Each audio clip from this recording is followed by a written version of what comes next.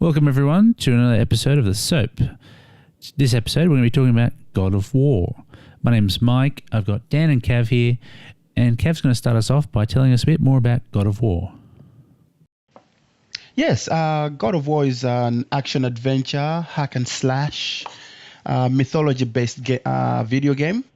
Now, this video game debuted back in 2005. It was created by Dave Jaff at Santa Monica Studios.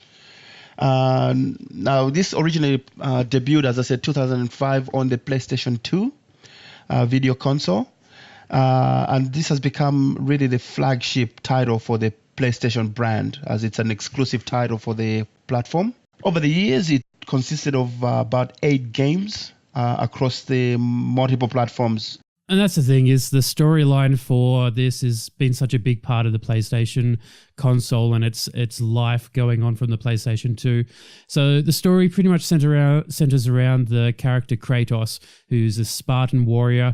He gets tricked into killing his wife and daughter by his former master, the Greek god of war Ares. And that's pretty much the first game, is right there in that moment, his battle with Ares.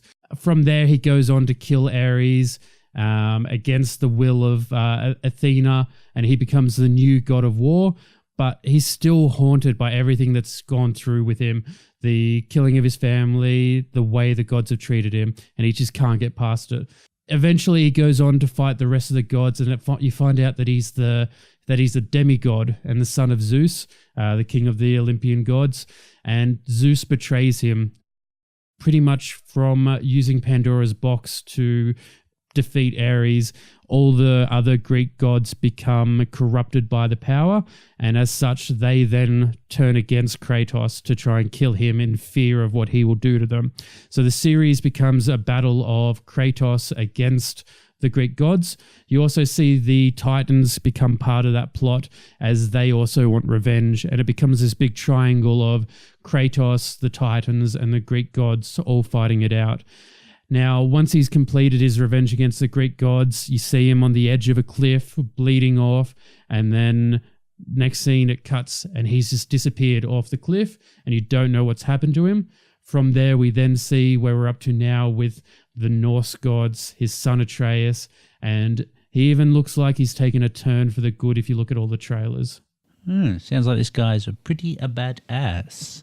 So, what about these games? Tell us about the games. What are they? They're all joined, right? They got 1, 2, 3, and now 4. Yes. So think of the games as, I suppose, in 2 eras basically. And in the first era, there are 7 games, which are all based around the Greek mythology, and the whole central plot to this, the central theme to the whole thing is vengeance. With God of War, the original one, which came out in 2005, God of War 2, which came out 2 years later in 2007. So he's kind of like the ancient history Batman. Well, yes, think of it that way, yes. I am vengeance. Exactly. My favorite one, well, up to this point anyway, my favorite one has always been God of War 3. That came out in 2010, so 8 years ago. And they comprise of, I suppose, the main trilogy of the games. Now, the first 2 were released on the PS2, and the third one came out on the PS3. Now, they did make the prequel, which was called Ascension, which came out 3 years later in 2013. And it's basically a prequel to the entire series, and was also released on the PS3 and features multiplayer functions there. Now, there was also 3 side games, which include Chains of Olympus, which came out in 2008, Ghost of Sparta, which came out in 2010. For the PSP, or the PlayStation Portable, and Betrayal, which came out in 2007 for the mobile phones that supported Java platform micro edition. Now, the 5th installment, also titled God of War, which came out this year, and has been released on the PS4. It has begun the second era of the franchise and moves away from the Greek mythology onto Norse mythology. And to go along with that installment, Sony have released a short prequel story called A Call from the Wilds, which is a text-based game which you can play through Facebook Messenger. I think the important thing, or even the most exciting thing about this, the two different eras, is that God of War in this first era, it was very successful. It had its very unique hack and slash style of game. It had the quick time events. And the storyline was quite a simple one, which was very common in games back then. He wanted vengeance. There's a bit of nudity and sex scenes in it, but it's mostly just your boy kind of style game where big strong man beats everyone up, gets the girls, gets vengeance on everything. What we're seeing with this second era isn't just a change in mythology from the Greek style. Obviously, he's Spartan and it was the Greek gods. And now he's in the Norse lands, in Midgard particularly. But it evolves everything to do with God of War. The storyline evolves, the combat evolves, the engine evolves. Everything about the game has now become such a huge, huge change. And they've built on everything and they don't disregard it. They don't go back in 2005, people love this game, but they don't love it anymore, so we're just going to move on. They throw references back, and it's the way that they do that that's so important. They don't want to turn away their old fan base, but they also want to expand and bring in a whole new fan base. And that's what I really loved about playing, whether you want to call it God of War or God of War 4, is that they've just built on everything that they've done so well in the past to make something that's up there with the likes of The Witcher 3, Horizon Zero Dawn. That's the kind of league that they're now sitting in, and they're sitting in there very, very well. So well worth a play, eh? Definitely. It's definitely been one of the best games coming out this year, if not for the whole of the PlayStation 4 life. I mean, Cav, you've been playing it as well. How are you feeling? You've a couple of hours in, I believe? Yes, I'm a few hours into it, and I have to agree. I would say definitely the release of the year. If not, as you said, release of the whole PlayStation 4, I suppose, game console. This is an amazing, amazing game. When I first started it, my son and I love playing the games together, and he just went nuts over it. Absolutely loved it. And then because we've always played the franchise, I've played the main trilogy as well as Ascension on the older consoles. And then when this came out, when it was announced, the excitement surrounding the game, I thought maybe they've overhyped it. But when I got the game on release date, we plugged it in there and just fell in love with it. It is an amazing, beautiful game. Does it have a multiplayer mechanic in it? Can you play multiplayer, or is it just a solo campaign? No, this one is just a solo adventure. No multiplayer function to this one at all.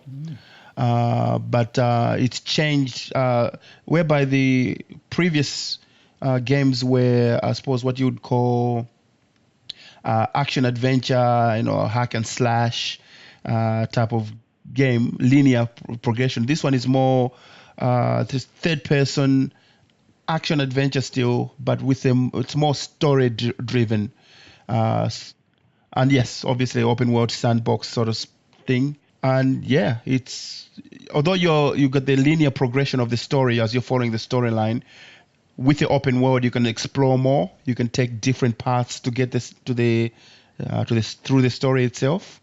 So you can certainly enjoy it a lot more, and it's certainly a bigger. It feels a lot bigger and more robust game than the previous installments. The thing that sold me on this game goes all the way back to E3 when they showed the original. There's about 15 minutes of footage directly from the game, and it's at the very early parts of the game, and it did actually change once the game got released. But when I was watching that original footage, I knew at the time that I was going to pre-order it because they showed something very different to what we've seen with Kratos. Now, Kratos has always been vengeance. That's pretty much been his only emotion, was vengeance and anger. He just wanted to fight people. in this trailer, in 15 minutes, they managed to show a connection between Kratos and his new son, Atreus. And it was that bond and the way that they told the story. And it wasn't so much about Atreus, it was about the way that Kratos had learned from his past and changed over time. And there's a theme that they really keep throughout the storyline.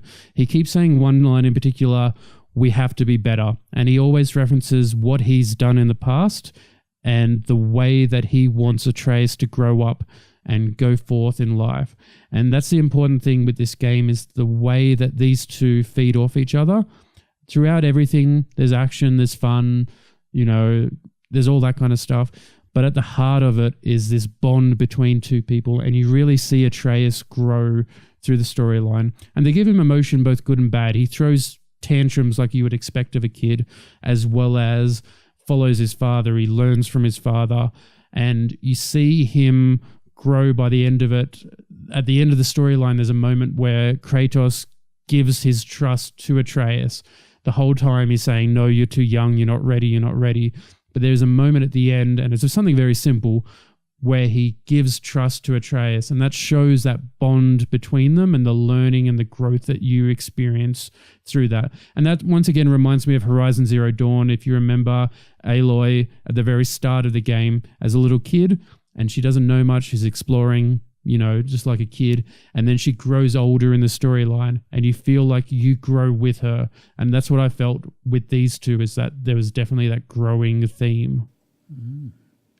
So a bit of a life lesson for the gamers out there, eh? Yes, it is actually, and the game itself, the way I see it personally, I suppose it's a narrative of a lot of things, the growth of a character, the growth of, I suppose you could even think of it as a growth of the industry itself, the gaming industry. The way you look at how violence is in games, how it affects you, and in this case, the way, like as Dan said, Kratos' default mode has always been vengeance, nothing else. Despite Athena, one of the gods of the Greek mythology side of things, has always, or was trying to get him to see reason, to see other things in life other than his vengeance, and he couldn't see it. That was just what he focused on. And then to see that change in this game, the way he's learned those lessons, trying to apply them, trying to instill them in his son, and it's a great I suppose change. And the story itself, it's got a lot of heart. It's not just about hacking and slashing anymore. It's about seeing how that relationship progresses with his son, how he's learned those lessons, how he's applying those lessons and trying to pass them on to his son. It's brilliant, really good. Now, with that, Cav, we talk about change a lot. One of the big change in the game perspective in the past few, or in all the previous games, he's had what's been the Blades of Chaos, or Blades of Exile, I think they're called. That's been his key weapon. Now, with the new game, obviously we're seeing a very, very different style of combat, and we now see him with an axe and a shield, which represents his more Nordic roots at the moment. How did that change feel for you? Now, that change, the change to the axe was good, but the whole combat system actually took me a while to get used to, because I was, especially with the PlayStation controller, I believe the original controls, you're using the square triangle, whereby now when you're doing the actions, you're mostly using the R1, R2 controllers for the actual main combat. And then the actions and movements, dodging and all that stuff, you're using the circle and all that stuff. And that control change actually took me a little while to get used to. But as soon as I got it right into the game, got used to it, didn't take too long, picked it right up, and I'm quite enjoying it that way. And then the change of the weapon, well, again, because you're used to him having the blades of chaos and all that stuff. Again, took me a while to get used to the new axe and then how it works and the things you can do with it. But again, as soon as you started using it and wailing on those baddies, it feels the axe itself, it feels hefty. It feels like you're holding something powerful. You know what I mean? And it's as you're using it, throwing it about, and as it comes back to you, and you can feel it, and the way the controller vibrates, you can just feel the awesome power of this weapon, and it's just amazing. I love it.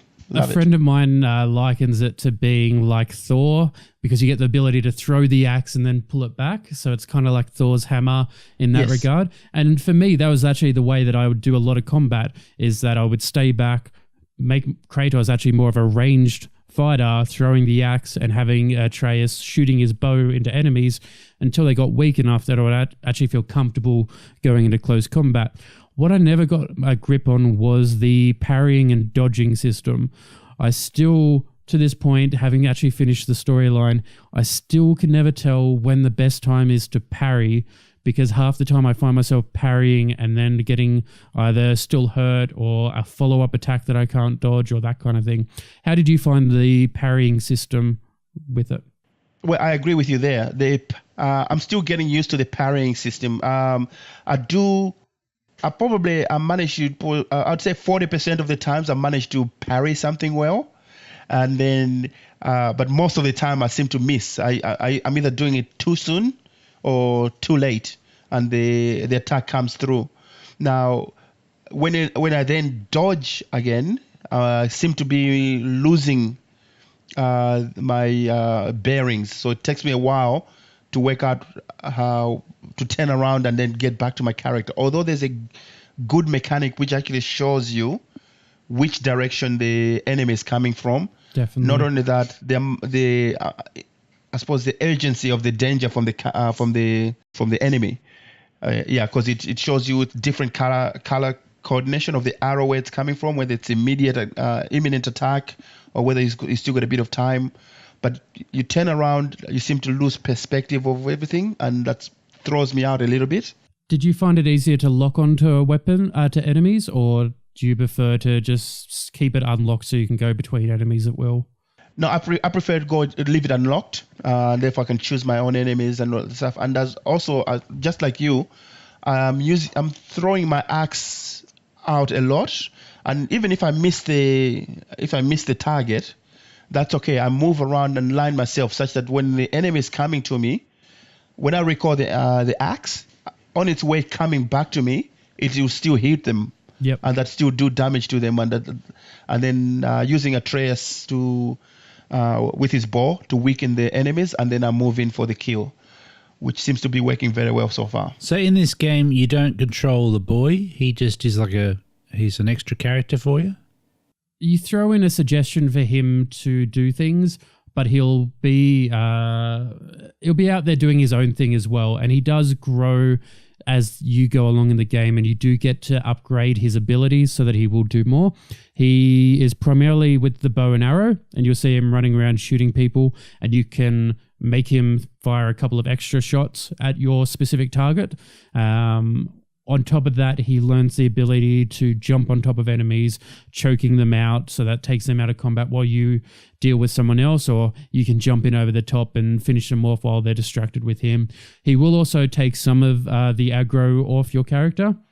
So if he's the only one shooting arrows, they'll actually eventually start attacking him a little bit, and they can actually take him out of combat for a period of time. If you don't interact with the battle, he will eventually take enough damage that he gets disabled for a short period of time. The RPG mechanics of it are a little bit different. In the past, you just upgraded your weapons and that would give you extra abilities. In this one, there is quite a lot of combinations, and there's quite a lot of upgrading between the different types of melee weapons you have, the ranged combat that you can do by throwing the axe, and your unarmed combat with the shield as well. On top of that, you still have your Spartan Rage, so that still features in there. And as you put more skill points into these abilities, you're going to unlock more and more combos. You can throw big boulders, do more attacks, heavy attacks, things like that. On top of that, you then have an armor system that works like traditional RPGs. You can buy from some dwarves that will sell you various pieces, and they also allow you to upgrade those armor slots. And in those armor slots, you can add extra runes to give you extra stats and extra abilities. And that may be getting extra health back, getting a shield, doing more damage, lowering your cooldowns, things like that. There's quite a lot of customization in the game that you go along, and you genuinely feel like you're getting stronger as it goes along across a variety of different ways. And there's rewards for doing all the side quests, which have decent enough storylines, but they also give you a reason to do them as well. Now, just a question with the God of War, I think it was 3, and Cav was saying something about multiplayer. What was that like, if we can ask? So that was Ascension, which came out after 3. Now, that actually was a prequel to the God of War series. So its primary thing was to tell the story of what happened to Kratos to get him to that point of God of War 1 where he'd killed his family and Ares, was controlling him and all that kind of stuff, and he wanted to kill Ares so bad. So Ascension's primary purpose was like the other ones to tell that storyline. But on top of that, they threw in a bit of a multiplayer feature. It wasn't like Call of Duty or that where it was the focus, but it still had it. And you had, off memory, some challenges that you could do. In the old games, you had the challenges of Olympus, which would be set tasks where you would kill certain enemy combinations and you'd have time limits and that kind of stuff.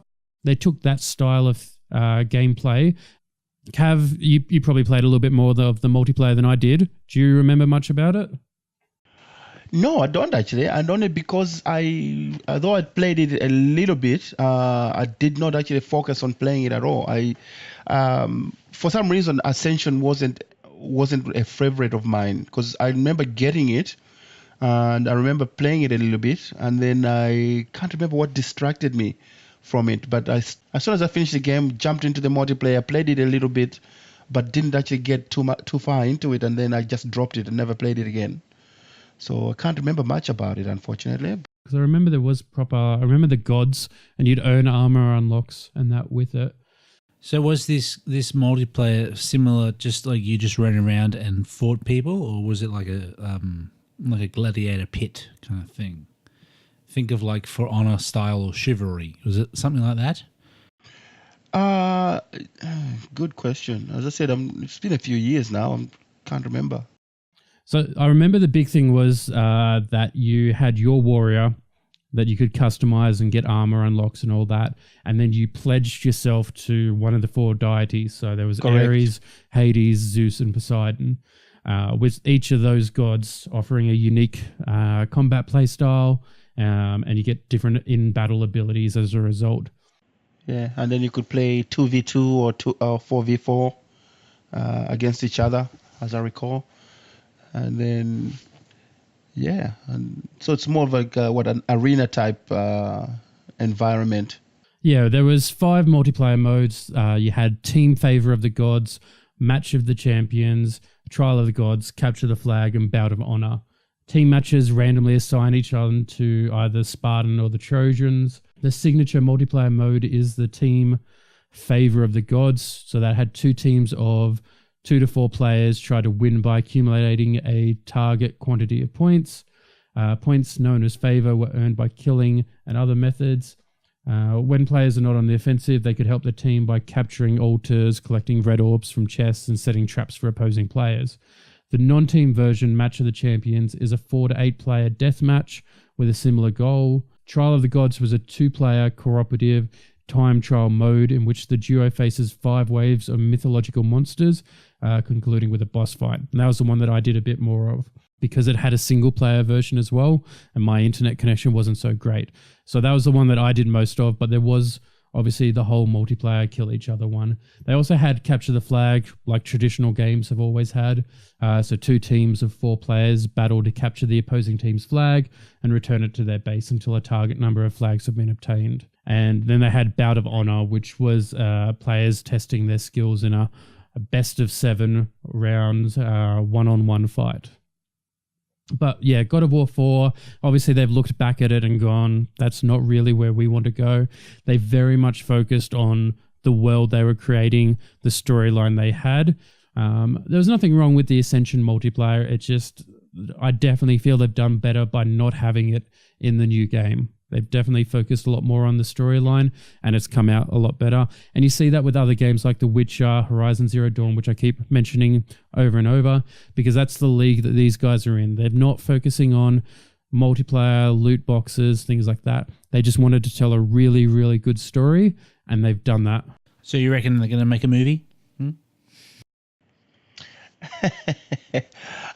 In a way, I kind of wish, that in a fanboy kind of way, you wish they would make a movie, but I've never seen a game, a movie based on a game that has translated well enough into a movie such that I'll be that excited about it. So as much as I would love to see something like that happen, part of me wishes they wouldn't mess around with it. So for me, it would have to be an animated movie because a lot of the scenes are very over the top, and there's no way that you could do so much of a movie in that style without it becoming more of an animated feature than a live action one. On top of that, whether they remade the original games or they went with a series or a set of movies or that, I'd really like to see what they've learned with God of War 4 translated into the original stories in terms of the way that they create the character and tell that story. They definitely learned something going forward with this that could be translated back into those old ones. So what would you say would be the next one? What would be God of War 5? Where can they go from here? I think the big thing with God of War 4 was the Norse gods and the way that they interacted with Kratos. And you see Baldur being the main antagonist in this storyline. So he's the son of the god Odin and the goddess Frigg or Freya. He has numerous brothers such as Thor and Vali.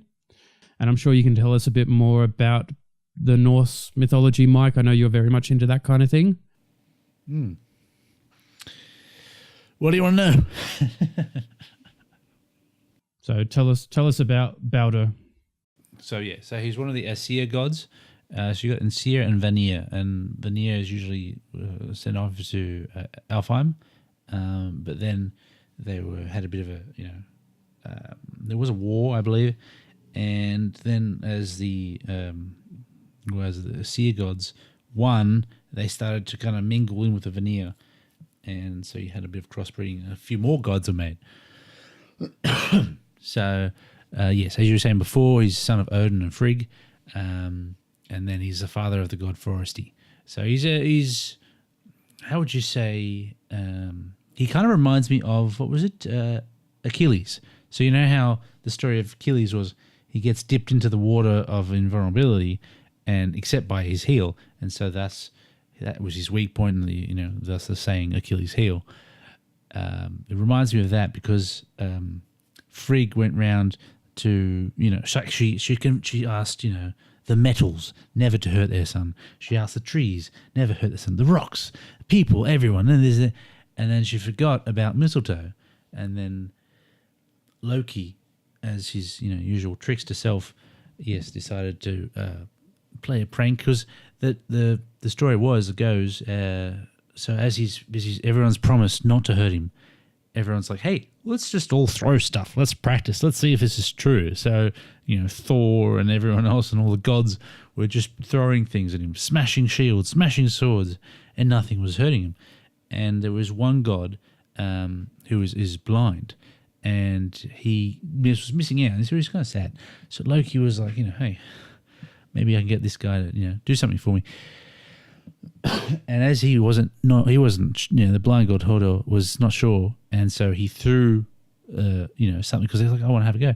Threw a spear at Balder and killed him, because Loki put in this mistletoe, but didn't tell anyone, and so he fell down dead, and thus there was a bit of problems and continuous story. Like eventually, someone kills Hodor, the son of the Balder. So. Yeah, they wanted to see when he dies. So Balder dies, he goes to the underworld, and then there was another story, another mythology story, where I think it was Hermod. Think of like Hermes in the Greek mythology. Went down to hell and then was trying to bargain for the soul and this, that, and the other. And she was like, no. But then, pretty much throughout the stories, the gods die, come back, die, come back, die, come back. So they're kind of around there in that. Yeah, with this, they take the storyline from all these mythologies, and obviously with any kind of myth, there's quite a bit of variation in that with it. Yeah. Santa Monica have always taken the myths and done what they wanted with it, and they did that with the original series or the first era of games, where they took the Greek gods, but they used it in the way that they wanted to tell the story.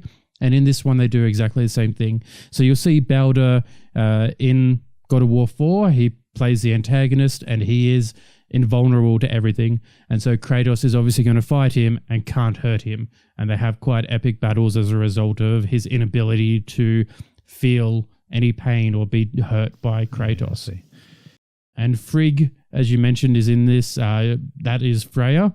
And so Freya, obviously being the mother to Balder, wants to play a role of protecting him. Whilst Freya is always known as being quite the good side of the Norse mythology, whereas those gods weren't, I guess, as pleasant to deal with at all times. So Freya was the nice one in it. Balder, and his brothers, they're not looked on in this world as the nice people. And so obviously there's conflict between Kratos and the Norse gods as a result of their nature.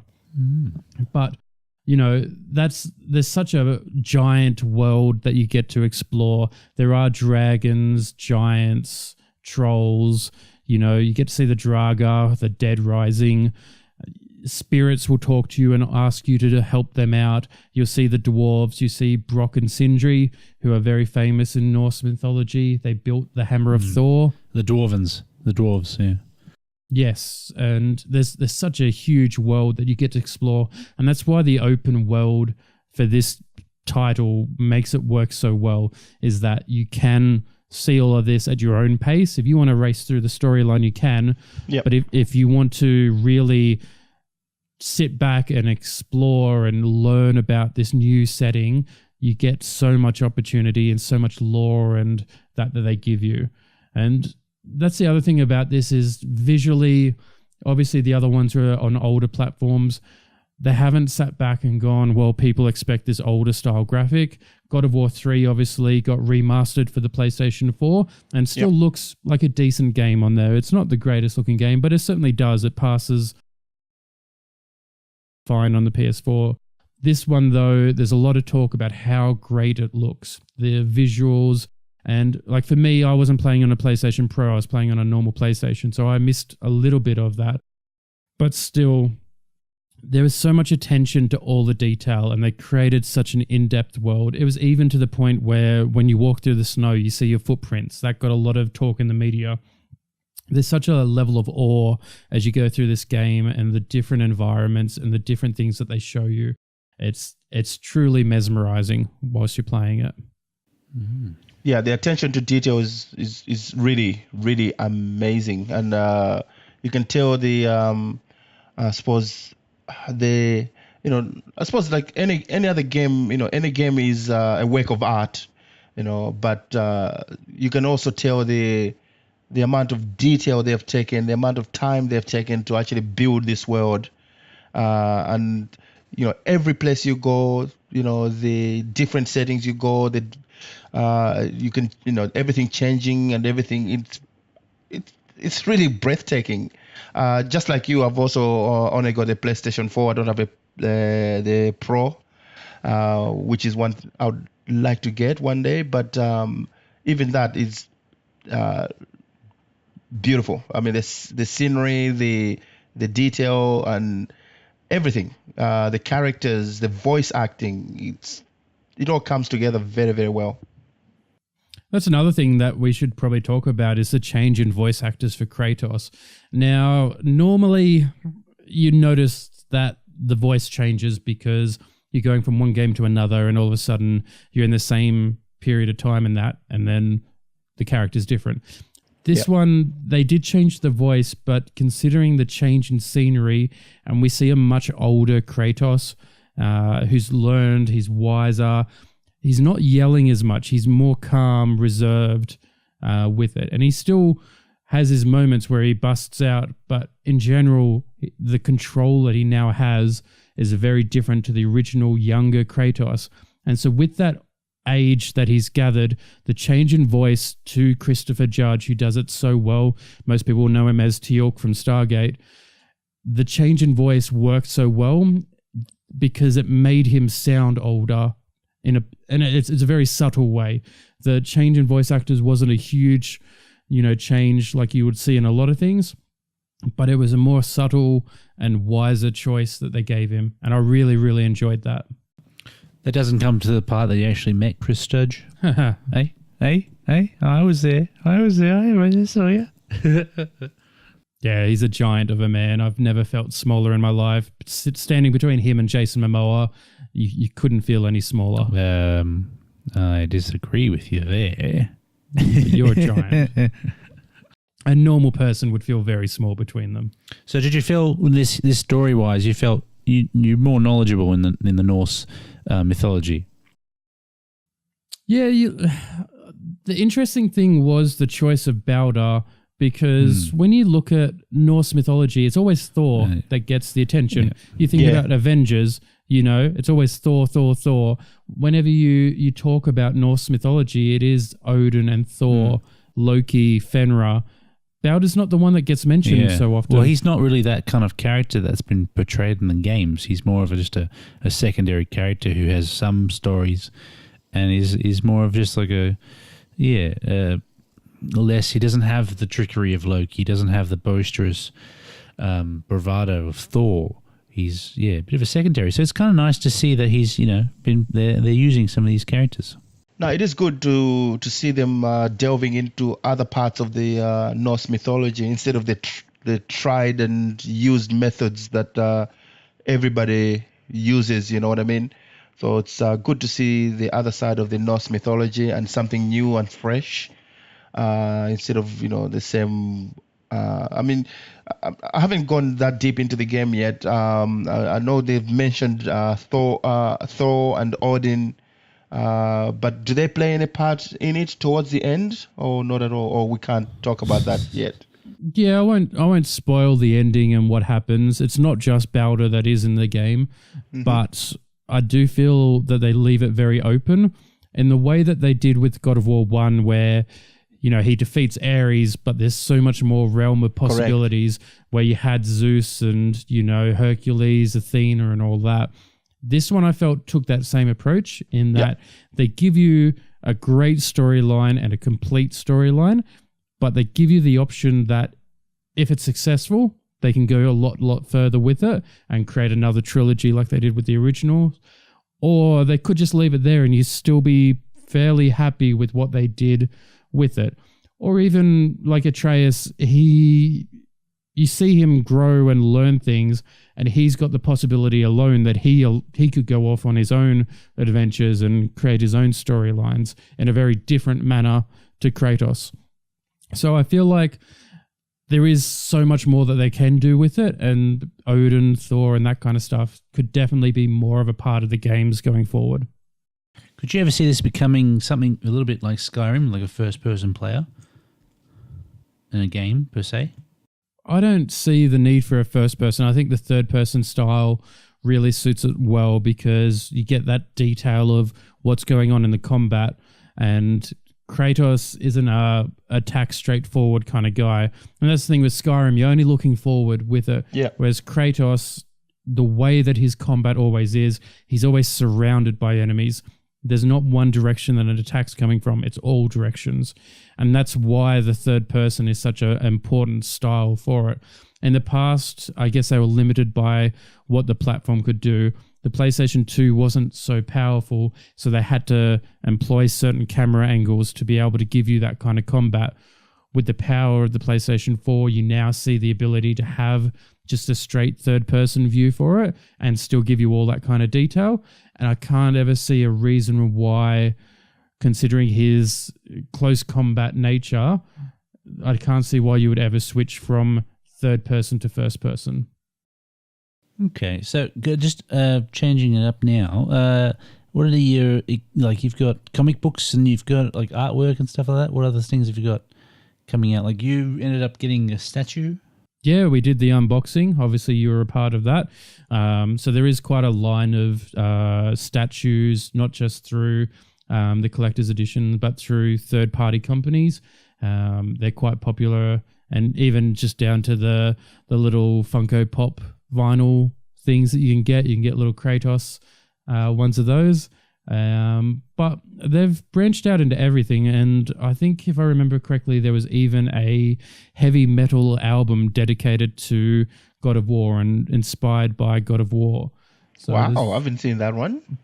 I haven't had my hands on it, but once I heard about it, I was like, maybe that's something that I should get. It's called Blood and Metal. One of the songs is done by Trivium, which is a very good Norse, a very good Norse band. Yep. So you've got like, there's only about like 6 or so songs, but a lot of them are all just very much like, Viking kind of style.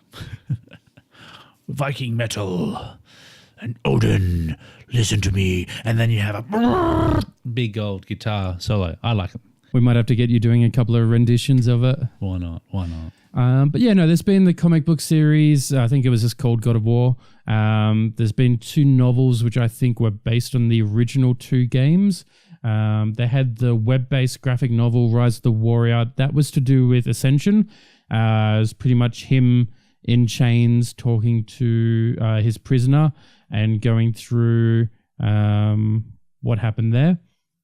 And then with the new one, there is the digital comic. Obviously, only 1 episode came out with the game. I assume they're going to do a lot more. They did do some documentaries with it, and I think they did talk about doing a film adaptation, but I don't think it ever actually came out. So I think with the birth of this new era, we might have a look at pushing that out. I know it's very popular to do that kind of thing. The Witcher is getting a Netflix TV series. So if they're doing that style thing, I can't see it being too far off God of War doing the same kind of thing. So let's just say a rating out of 10, what would you guys give it? Well, for me, because I haven't quite finished the game, but with what I have seen so far, I'd probably be giving it a 9 out of 10 as a rating. But as I said, I haven't gone that far into it, and I've heard that things do change up as you go deeper into it. The combat system changes a bit more. So for now, 9 out of 10. And Dan? For me, probably 9 out of 10 as well. There's a lot of things done really, really well with the game. But there's also a couple of little things that kind of irk you. Not enough to ruin anything or that, but enough to just throw you a little bit off. A friend of mine playing it described it as your princess is in another castle syndrome, where every time you go to do something, you get there only to find that that's not what you had to do. And that's something that I guess looking back is definitely in there. A lot of the tasks you'll try and complete only to find that when you're about to complete them, you're not really completing anything at all. Yes, I noticed that. So, that's something that's really minor. Essentially, it's the story of you going up to the top of a mountain, but it takes you so long to get to the top of this mountain. That's the entire storyline is solely that. The storyline revolves around your wife, Faye, who has passed away, and it was her wish to have her ashes sprinkled at the top of the highest peak of the highest mountain. And it seems like such a simple task until obviously the storyline unfolds and you spend so long trying to get to the top of this one mountain. So, and that's where this whole thing comes, is every time you think you're close to doing this, you're really not any closer at all. Another thing that kind of irked me as well, one of the realms, Alfheim, has the elves in it. And these are the Nordic versions of elves, not the, more Tolkien style elves or high fantasy elves. And they give you the idea that there's a civil war going on and the dark elves are fighting the light elves, which is great. And the scenery is brilliant in that. But you never get this storyline as to what's happening. And one of Kratos' big things is he never wants to be involved. And so Atreus is there prompting, like, what's going on here? Why are they fighting?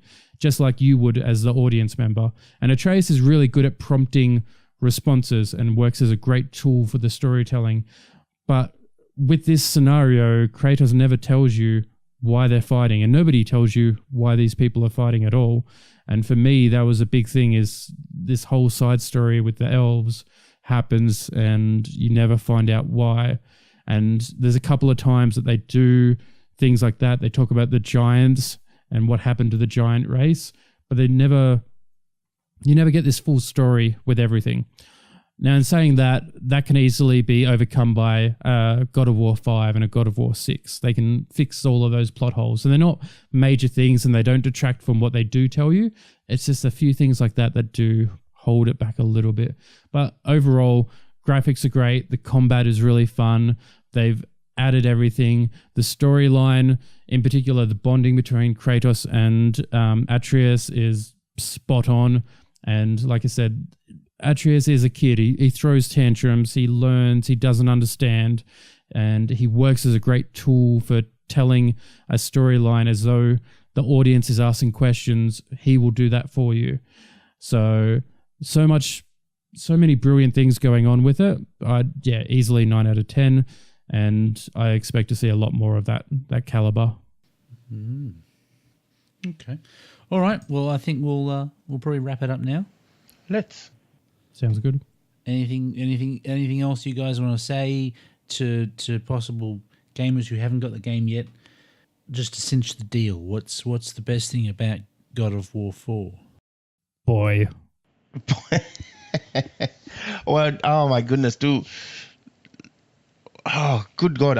I don't know how anybody would have, just an Xbox, for example, and not have a PlayStation 4 just specifically for this game.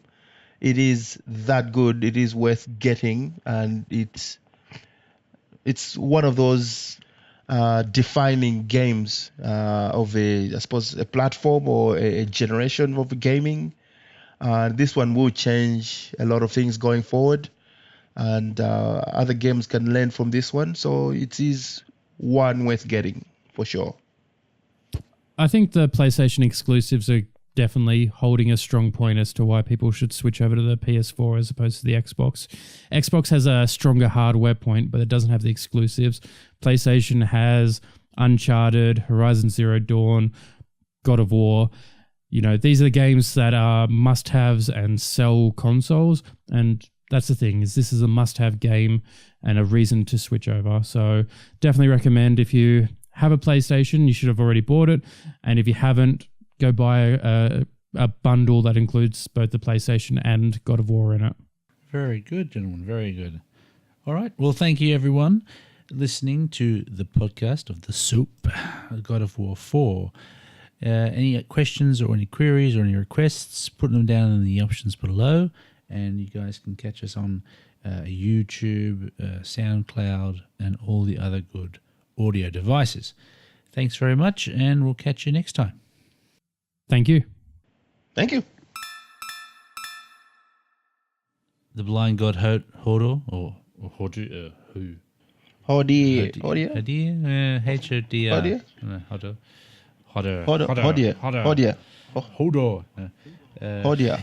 Hodir. I think it's Hodir. Yeah, okay. Hodir, isn't it? Yeah, it's like it should be like an I in there, but it's because, yeah, it's Hodir.